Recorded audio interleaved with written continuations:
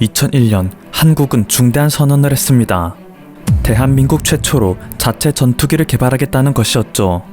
당시 공군사관학교 졸업식 축사에서 김대중 전 대통령이 야심차게 선언했던 이 발언은 전문가들 사이에서도 뜨거운 토론을 일게 만들었습니다.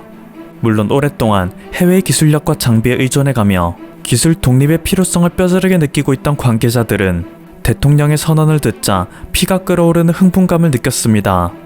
하지만 반대로 한국이 가진 기술력이 없는데 현실적으로 이게 가능할까? 라는 막막한 심정도 있었다 하는데요. 그래도 전문가들이 오랫동안 토론한 결과 나온 결론은 단 하나였습니다. 그럼에도 불구하고 국산 전투기는 필요하다. 한국이 전적으로 의존하고 있는 수입산 전투기의 경우 일부 모델은 한국이 해외로부터 라이센스를 얻어 독자적인 개량을 거치긴 하지만 애초에 이것은 라이센스 사용에 대한 허가를 받은 것일 뿐 한국이 근본적인 수정을 할 권리는 없었습니다. 전투기의 구성품 단 하나만 고장이 나더라도 그 순간 계약 위반이 될 수 있기 때문에 그 전투기는 즉각 전투불능으로 처리되고 해외 개발업체와의 복잡한 협의 과정을 거쳐 AS에 들어가죠. 본디 군사기술이라는 것은 시대를 앞서가는 첨단 기술의 선봉장이고 국가에서 관리하는 기밀사항이 많이 연관되어 있습니다. 때문에 한국이 제 아무리 불편사항을 토로한다 하더라도 이렇게 비효율적인 구조를 본질적으로 고칠 수 있는 방법은 없었습니다. 오직 100% 국산화만이 상황을 타개할 수 있는 유일한 방법이었습니다. 그리고 20년이 지난 2021년 드디어 한국산 차세대 전투기 KF-21이 모습을 드러냈습니다. 우리 공군을 상징하는 보라매라는 이름을 그대로 계승한 이 전투기는 우리 기술진의 자존심과 강점이 그대로 녹아들어가 있었습니다. 현재 해외 언론들이 분석하는 KF-21 보라매의 초강점은 웬만한 첨단 전투기에서도 보기 힘든 4대 센서에 있습니다. 첫째, A사 레이더. 전투기의 눈이라 불리는 장비로서 정확한 가시 범위는 대한민국군의 극비사항이기 때문에 미군에게조차 알려져 있지 않습니다. 하지만 현재까지 출시되어 있는 그 어떤 전투기보다 최신식의 모델을 사용하고 있는데요.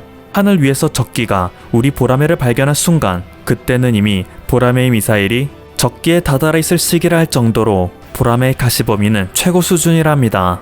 둘째, 전자광학 표적 추적 장비. 한 번 탐지한 목표 개체를 타겟팅하여 그것을 폭파시키는 순간까지 추적할 수 있는 첨단 센서입니다. 셋째, 적외선 탐색 추적 장비.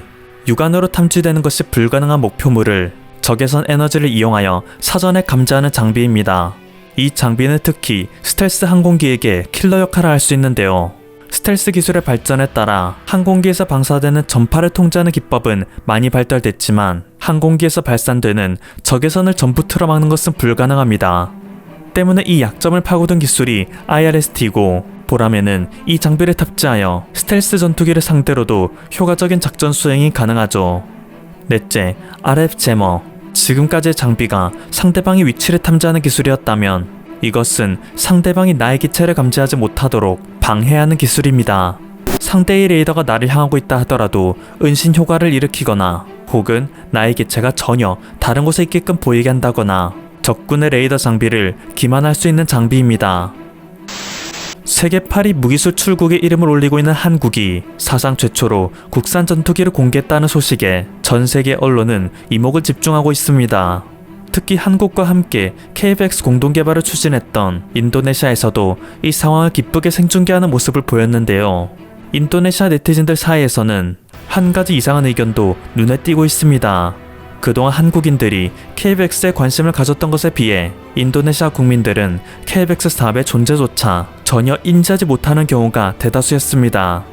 그런데 이번에 한국이 KF-21의 시제기를 공개하고 인도네시아의 방송가들이 이것을 그대로 생중계하자 그제서야 이 사업의 존재를 알게 된 국민들이 속출하고 있는데요.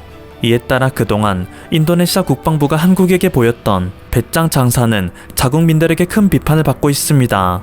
물론 한국은 끝까지 의리를 지키며 인도네시아로부터 분담금을 받는 것은 정상적으로 예정되어 있으며 앞으로의 기술 공유 역시 처음에 약속했던 대로 진행될 예정이라는 입장을 공식적으로 밝혔습니다. 이번에 공개된 시제기에 한국의 태극기뿐만 아니라 인도네시아의 국기도 새긴 것으로 그 의지를 표명하고 있죠. 인도네시아 국민들은 이 점에 감동하고 있습니다. 인도네시아는 한국에게 마땅히 줘야 할 분담금을 돈이 없다는 이유로 계속 미루면서 뒤에서는 유럽의 국가들과 중고 전투기 구매 협상을 진행했다. 사실상 모든 기술과 생산을 독점하고 있는 한국이 인도네시아를 버리고 가도 금전적으로 아쉬울 부분이 없는 상황이다. 하지만 한국은 전 세계 생중계되는 KF-21 시제기에 인도네시아의 국기도 태극기와 동등하게 새겨주었다. 한국이 이 정도 성의를 보여주었는데 인도네시아가 분담금 지급을 계속 미루는 것은 인도네시아의 국가 브랜드를 심각하게 훼손시키는 일일 것이다. 라며 한국의 대인배적 모습에 감탄하는 네티즌들도 있는가 하면 사실 이것은 한국의 큰 그림일 수도 있다.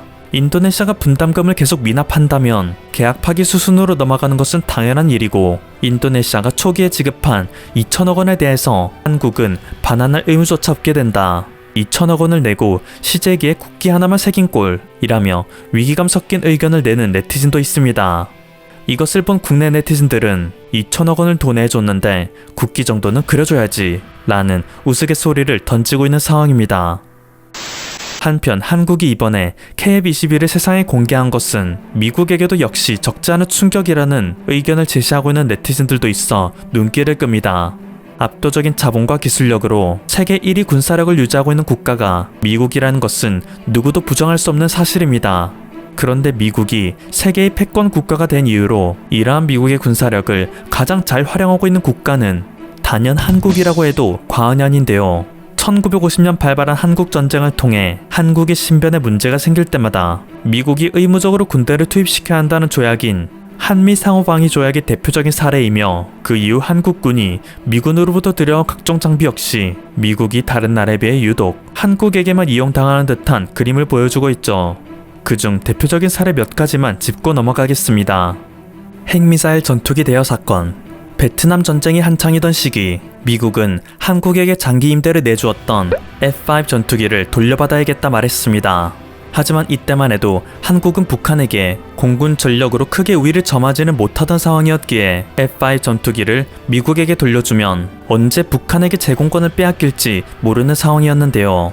이것을 이유로 들어 한국이 크게 반발하자 미국은 당시 최강의 전투기라 불리던 F-4 팬텀을 한국에게 대여해주겠다 약속하였습니다.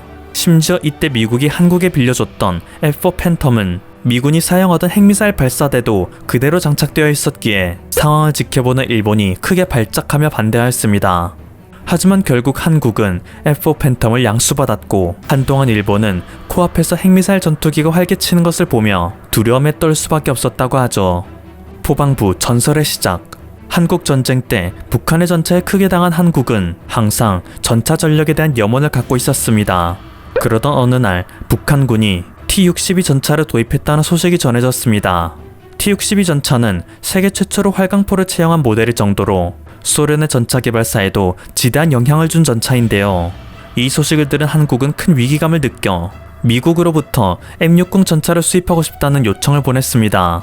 하지만 당시 미국은 베트남 전쟁의 영향으로 타국에 대한 군사적 지원을 제한한다는 닉슨 독트린을 제창하던 상황이었습니다. 미국은 한국의 M60 수출 요청을 거절했고 한국은 하는 수 없이 시선을 독일로 돌리게 되었죠. 자국의 레오파르트 전차를 구매하고 싶다는 한국의 요청에 독일은 즉각 계약서를 준비할 정도로 크게 환대했습니다. 그런데 이 소식을 듣고 크게 놀란 미국은 한국에게 무기를 팔지 않겠다는 기존의 주장을 접고 한국의 신형 전차 개발을 미국이 책임지겠다 나섰습니다.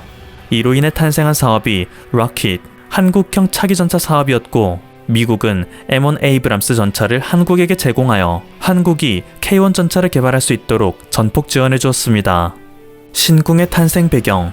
스팅어 미사일은 미국의 대표적인 휴대용 지대공 미사일입니다. 헬기를 격추시키는 데 효과적인 이 미사일은 운용 초기 한국이 크게 눈독을 들이던 무기였는데요. 한국의 끊임없는 요청에도 불구하고 미국은 이것만큼은 한국에게 팔지 않겠다 말했었습니다. 그러자 한국은 프랑스가 운용하던 미스트랄 지대공 미사일을 구매하겠다며 프랑스에 접근했고 프랑스가 계약서를 준비하는 동안 이 소식을 들은 영국은 우리 제블린도 뛰어난 성능을 지니고 있다라며 한국과 계약하고자 줄을 섰습니다. 그리고 이 소식을 들은 러시아도 자국이 운용하던 이글라 지대공 미사일을 어필하며 한국과 계약하고자 접촉을 시도했었는데요. 프랑스제 미스트랄 지대공 미사일의 경우 당시만 해도 국제사회에서 큰 입지를 갖고 있지 않았으나 한국군이 전격적으로 운용하게 되며 입지가 크게 상승하게 되었죠. 이외에도 한국은 영국의 제블린도 함께 운용하게 되었는데 이를 지켜보던 미군이 결국 한국에게 스팅어 미사일을 무상으로 제공하게 됨으로써 한국은 미스트랄, 제블린, 스팅어의 장점만을 조합하여 신궁 미사일을 개발할 수 있었습니다. 지난 12월 미 육군에서는 155mm 포탄을 발사하여 70km 떨어진 표적을 미사일처럼 정확하게 정밀 타격하는 영상을 공개하였습니다. 엑스칼리버라 불리는 정밀유도 포탄을 발사하는 이 자주포는 ERCA라 불리는 차기 자주포 모델인데요. 이 영상이 공개되자 한국의 밀덕들은 물론이고 미국의 밀덕들마저 이제 자주포 변태인 한국이 비슷한 성능이지만 훨씬 값싸고 효율 좋은 무기를 만들어내겠군 이라는 우스갯소리를 던졌습니다. 그만큼 한국의 카피 능력은 역사적으로 증명되어 세계적으로 유명한 수준인데요. 이번에 한국이 미국의 도움 없이 개발하여 공개한 KF-21의 존재가 알려지자 우스갯소리를 던지던 이들의 표정은 굳어가고 있습니다. 이제 한국은 단순한 카피를 하던 수준을 넘어섰다. 어쩌면 이제 한국이 본격적으로 세계의 군사력 구도에 영향을 끼칠 무기 강국으로 성장하게 될지도 모르는 상황이다. 미국이 방심하는 사이 또 한 마리의 호랑이가 세상의 모습을 드러냈다. 지금까지 퍼플투브였습니다. 여러분의 구독과 좋아요 그리고 알림 설정은 콘텐츠 제작에 큰 힘이 됩니다. 감사합니다.